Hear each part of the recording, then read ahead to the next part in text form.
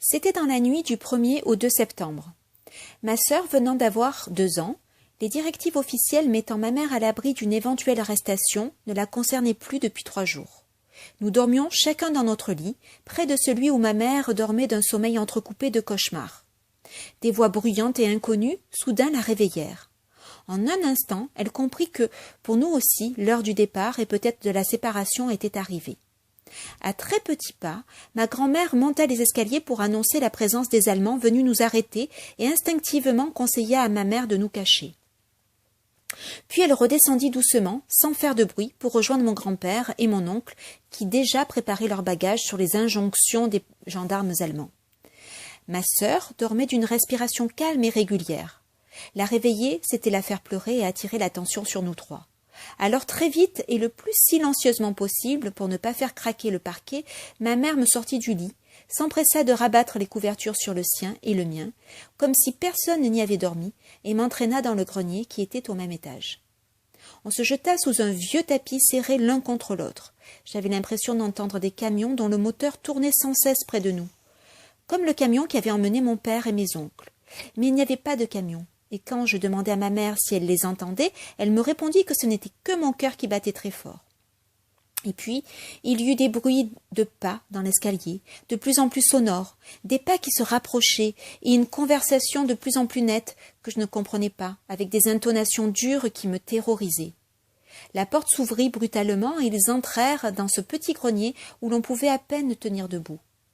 Au travers du tapis, je voyais les faisceaux des lampes qui balayaient la charpente et le sol, qui passaient sur nous et qui recommençaient. Ils parlaient très fort et donnaient des coups de botte dans tout ce qui était à leur portée. Ils étaient tout près de nous. Je ne respirais plus, je croyais mourir. Puis ils repartirent en retraversant la chambre où ma sœur continuait à dormir calmement. On restait serrés l'un contre l'autre, bougeant à peine, à l'écoute du moindre bruit, attendant un signe de leur départ. J'entendais toujours les camions. Et puis soudain, à nouveau, ces voix et ces pas qui martelaient les escaliers, et à nouveau leur présence, les faisceaux de lumière qui fouillaient les moindres recoins, et les violents coups de botte qui faisaient vibrer le plancher, les coups de botte dans tout, jusqu'à ce qu'ils me touchent et que je crie. Alors nous sommes sortis de notre cache. Ma mère a réveillé ma sœur, l'a prise dans ses bras, et nous sommes descendus tous les 3, les Allemands derrière nous. Dans un français à peine compréhensible, ils signifièrent que ma sœur et moi allions être confiés à des voisins dont la maison était juste face à la nôtre. Ma grand-mère prépara une valise où elle mit quelques-uns de nos vêtements, puis notre voisine, qui était aussi une amie de mes parents, fut prévenue et vint nous chercher.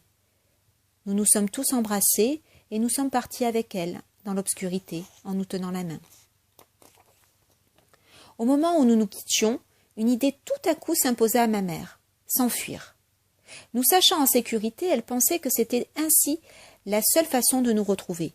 Elle demanda son avis à mon grand-père, qui ne sut la conseiller en raison du risque que cela représentait, et en dépit du danger, elle prit la décision de s'évader avant même de perdre la liberté.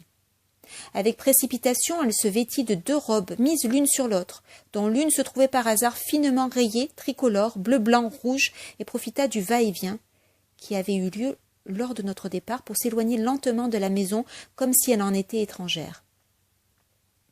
Elle franchit le portail où curieusement aucun garde n'était posté, traversa la rue et pénétra furtivement dans la maison où nous venions d'être emmenés. Les Juifs n'avaient plus le droit d'avoir de bicyclette et les nôtres étaient cachés là. Elle prit la sienne, sortit devant le camion allemand, toujours stationné, et très vite pédala dans la rue noire et déserte. Mais à peine eut-elle roulé quelques dizaines de mètres que la chaîne du vélo sauta, mettant tragiquement un terme à tout espoir de fuite. Il y avait une petite maison tout à côté, dont l'entrée était un peu en retrait de la rue. Les gens qui l'habitaient nous connaissaient bien. Leur fils était plus grand que moi, mais nous jouions parfois ensemble. Sa mère était laveuse et venait à la maison. Elle faisait bouillir le linge dans un grand chaudron, le lavait et allait le rincer au lavoir en poussant une petite charrette. Son père venait de temps en temps jardiner.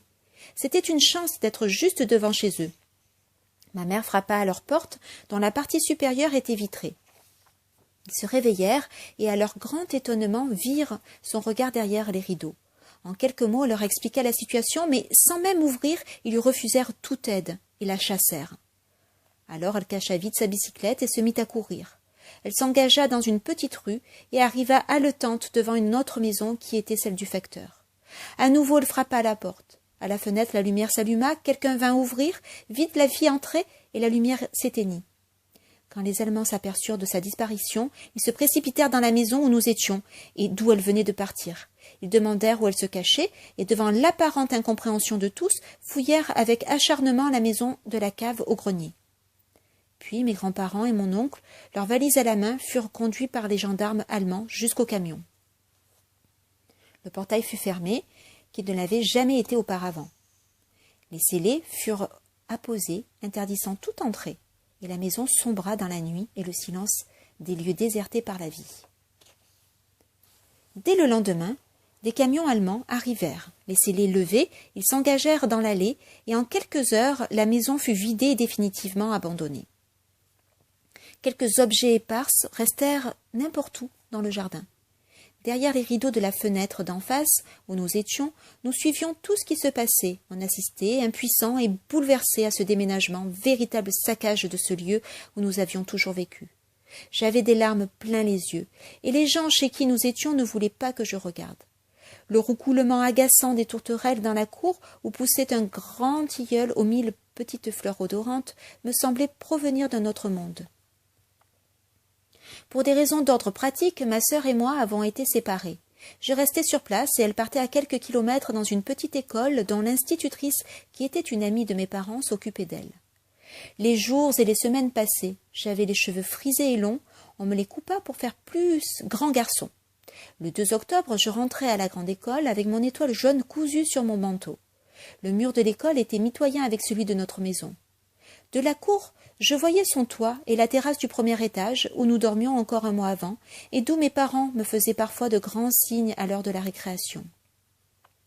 Un jour, le maire du village, plus que jamais acharné à nous détruire, eut l'idée perverse de s'occuper de nous. Dans un but inavoué et par un geste qu'il voulait faire croire humanitaire, il demanda, là où il le fallait, que nous puissions bénéficier d'une aide analogue à celle accordée aux familles des prisonniers, rappelant par la même occasion notre présence illicite aux autorités. À celle-là même, et peu de temps avant, le maire d'un petit bourg voisin avait justement posé une question concernant l'accueil des enfants juifs dans les familles françaises. Il y avait été répondu en date du 24 août 1942 par le commandement de la région, le capitaine SS H.D. Ernst, responsable de toutes les mesures de répression antisémite. L'accueil d'enfants juifs dans des familles françaises est indésirable et ne sera autorisé en aucun cas. À la suite de cette nouvelle dénonciation, mais celle-ci déguisée, les gendarmes français arrivèrent au petit matin du 9 octobre à la laiterie du village. C'était un endroit que je connaissais bien.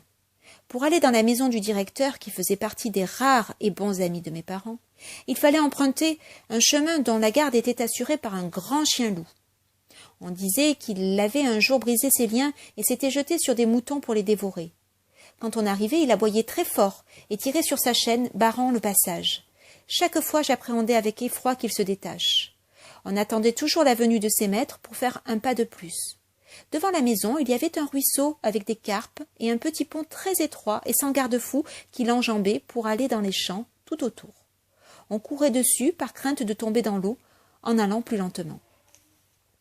Dans cette laiterie, on faisait du beurre et des fromages. Il y avait des camions-citernes qui partaient le matin, ramassaient le lait dans les grands bidons placés sur le bord des routes, près des fermes. Ces bidons ressemblaient à la laitière avec laquelle nous allions chercher le lait à la fin de la journée. C'étaient comme des laitières de géants. En cette période de restriction, la laiterie restait approvisionnée en essence. Cet avantage fut la raison vraisemblable de l'arrivée des gendarmes en ce lieu et de la réquisition de son directeur comme exécutant de leur propre mission. Ils lui imposèrent de nous conduire dans la journée même à la prison d'une ville située à une 50aine de kilomètres. Il était désemparé, mais fut obligé d'obéir aux ordres que lâchement les gendarmes lui donnaient. Ces derniers allèrent prévenir les personnes qui nous hébergeaient pour que nous soyons prêts au plus vite. À nouveau, ma sœur et moi, nous nous retrouvions. Nous étions contents. Elle portait un manteau en lapin qu'on lui avait donné et que je trouvais très beau. On nous dit que l'on partait pour se faire photographier. Peut-être était-ce une photo pour envoyer à notre mère. Dans la voiture qui roulait déjà, s'y trouvait aussi cette amie qui avait gardé ma sœur pendant ce séjour de plus d'1 mois. Nous étions tous les 4. Ils nous parlaient de choses et d'autres, mais il y avait dans leur voix et dans leur regard ou dans l'air quelque chose d'indéfinissable qui nous inquiétait. De l'autre côté de la vitre brillait encore un pâle soleil d'automne.